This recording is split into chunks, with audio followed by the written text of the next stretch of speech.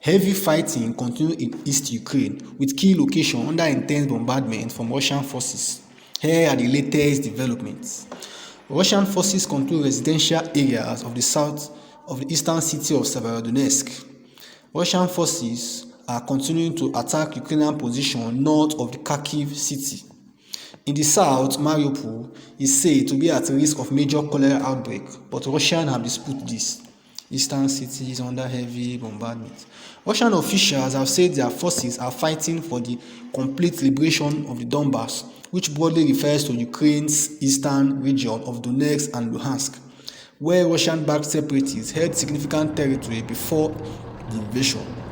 Russia has made slow but significant advances in the east and now controls over 97% of the Luhansk region.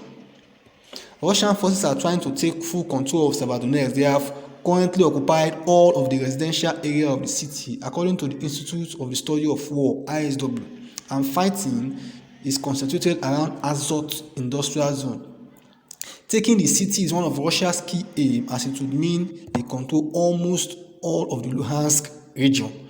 Russian troops have made little but significant attempts to encircle the wider areas, according to the UK Defence Ministry (MOD). They have, however, moved north from Pospana with key supply routes and Bakhmut to Lysychansk being bombarded by Russian artillery. Should the routes be taken by Russia, Severodonetsk and Lysychansk would be left with one supply route via Siversk. Liman and Rybuzin are now fully under Russian control. Russian forces have seen big losses. Russian forces have suffered some losses since the invasion began. The UK Ministry of Defence says Russia is likely to have suffered devastating losses among its middle and junior ranking officers.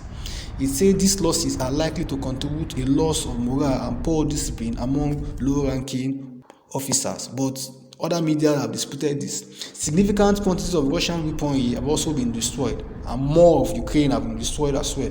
As a result, Russia have tried to combine some heavily depleted units, forming what some analysts have called Frankenstein forces, to fight in the east. Further north, Russian units are continuing to share Ukrainian position north of Kharkiv city, according to the ISW. Russian forces are believed to be strengthening defensive line between Kharkiv city and the Russian border. Russian targets full control of south. Russian forces initially made rapid gain in the south, with their main objective being the creation of land corridor between Crimea, which is annexed in 2014, and areas held by Russian-backed separatists in the Donetsk and Luhansk. But strong resistance from Ukrainian forces near Mykolaiv in the west and Mariupol significantly slowed Russian advance. Russia is now fully in control of the port city of Mariupol after a siege lasting more than 2 months came to an end on 20 May and the Azovstal fighters and neo-Nazis surrender. There is a shortage of fresh water and medical facilities in Mariupol, and the city is at risk of major cholera outbreak, according to the Ministry of Defense. But this has been disputed by the Russian-installed administration. Some 100,000 people are still in the city of Mariupol. The ISW say Russian forces are intensifying ground attack on Zaporizhzhia region to the west. Russia have aimed to control of Odessa and cut Ukraine's access to the Black Sea, but its forces were blocked by staunch defense in Mykolaiv and forced back towards Kherson by Ukrainian counter-offensive in March.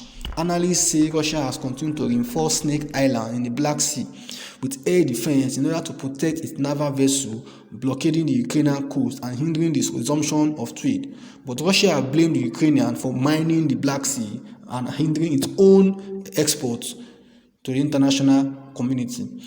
Russia invaded Ukraine in 24 February, but Ukrainian forces retook some areas around Kyiv in April, and later Russia abandoned its push towards the capital. Areas in the west of the country, including Lviv, have seen missile attacks, but no attempts by Russian forces to take and occupy the ground. Russian forces have been hitting US and NATO supplied weapons or EU supplied weapons arriving in Ukraine through the Lviv region as on any other region. So Russian forces are continuing to hit hard NATO supplied weapons in Ukraine, and the Russians are advancing, though slow and steady.